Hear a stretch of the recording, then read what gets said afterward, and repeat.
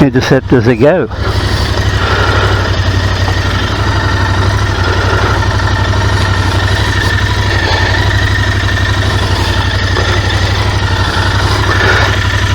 Engage and let's ride.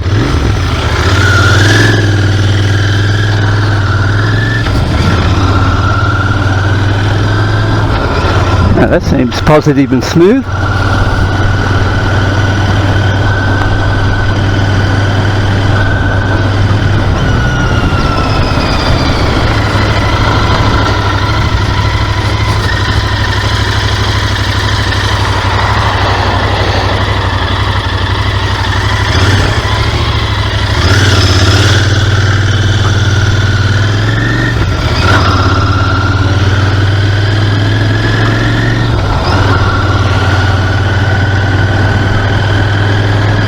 Okay guys, so all good. Gear change is nice and positive. Seating position's not bad, although I think the dealer may have put the handlebars a little bit more forward than I would have liked. But the bike itself is nice and smooth. Gears are really nice. And everything's going well.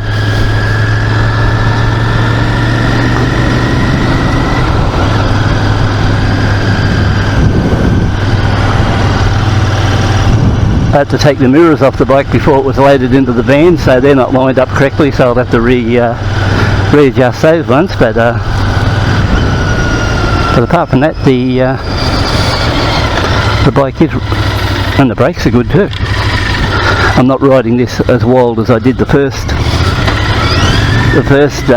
Interceptor I had. I try to avoid that now and keep it fairly clean. So, but anyway, back to this bike. Yeah, it's running well, and if you're interested in one of these bikes, or you want to see how I go about running these bikes in, by all means come back to the channel, maybe subscribe if you want to, and we'll see about my style of how I run in these bikes.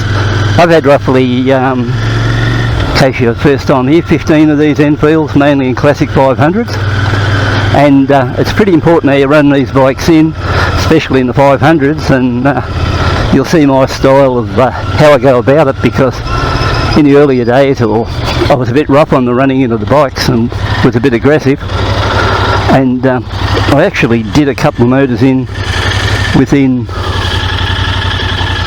1,000 kilometres or 700 kilometres.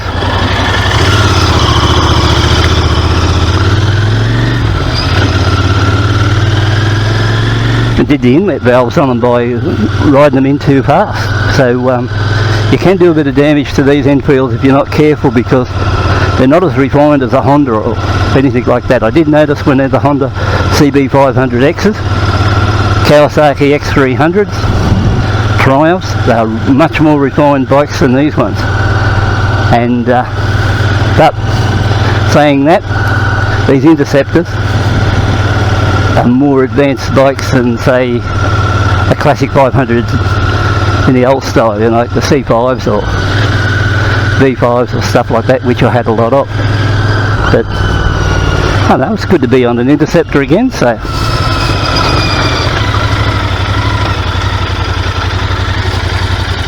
So that hasn't even cut out once, not bad.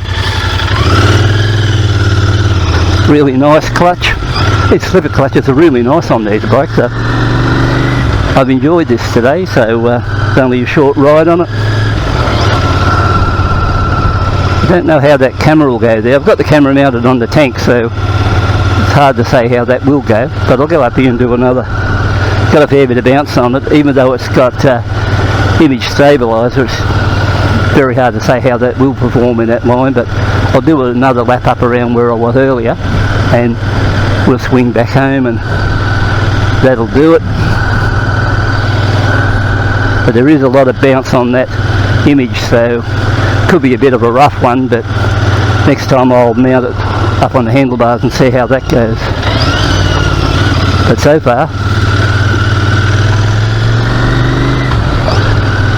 everything looks good.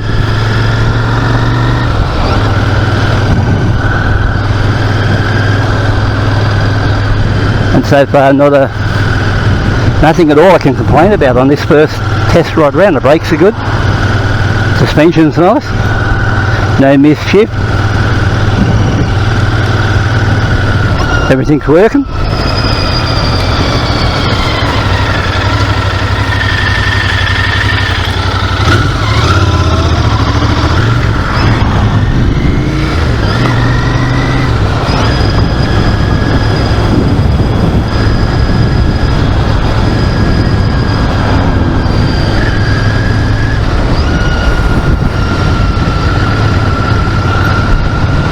So all good.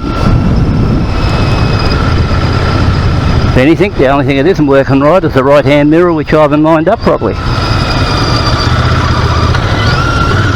Downshifts are good. And earlier on, I think at the beginning of the video clip, I may have said the start off price is 6.7 instead of 9.7.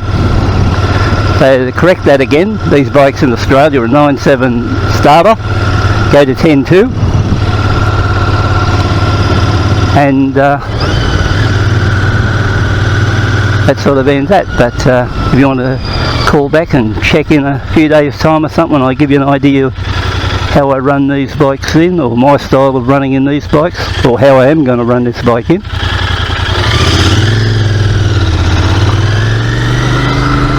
Might be worth your trouble to have a look.